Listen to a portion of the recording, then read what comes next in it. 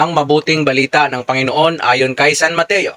Nung panahong iyon, lumapit si Pedro at nagtanong kay Jesus, Panginoon, makailan kong patatawarin ang aking kapatid na paulit-ulit na nagkakasala sa akin? Makapito po ba?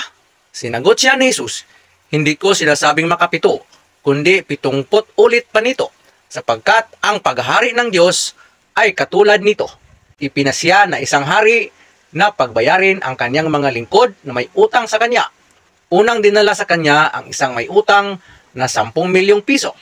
Dahil sa siya'y walang ibayad, iniutos ng hari na ipagbili siya, ang kanyang asawa, mga anak at lahat ng ari-arian, upang makabayad. Nanikluhod ang taong ito sa harapan ng hari at nagmakaawa. Bigyan pa ninyo ako ng panahon at babayaran ko sa inyo ang lahat. Naawa sa kanya ang hari kaya ipinatawad ang kanyang mga utang at pinayaon siya. Ngunit pagkaalis niya roon ay nakatagpo niya ang isa sa kanyang kapwa-lingkod na may utang na 500 piso sa kanya. Sinunggaban niya ito at sinakal. Sabay wika, magbayad ka ng utang mo. Ipinabilanggo niya ang kanyang kapwa-lingkod hanggang sa ito'y makabayad. Kaya't ipinatawag siya ng hari. Ikaw, napakasama mo, sabi niya. Pinatawad kita sa utang mo sapagkat nagmakaawa ka sa akin. Nahabag ako sa iyo. Hindi dapat ka ring mahabag sa kapwa mo, at sa galit ng hari, siya'y ipinabilanggo hanggang sa mabayaran niya ang kanyang utang.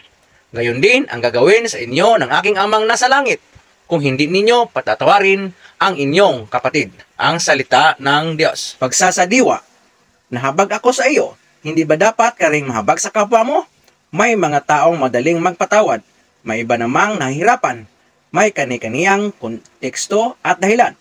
Paano ba ang gagawin? Isang bagay ang hindi dapat palampasin, ang mismong maling gawain.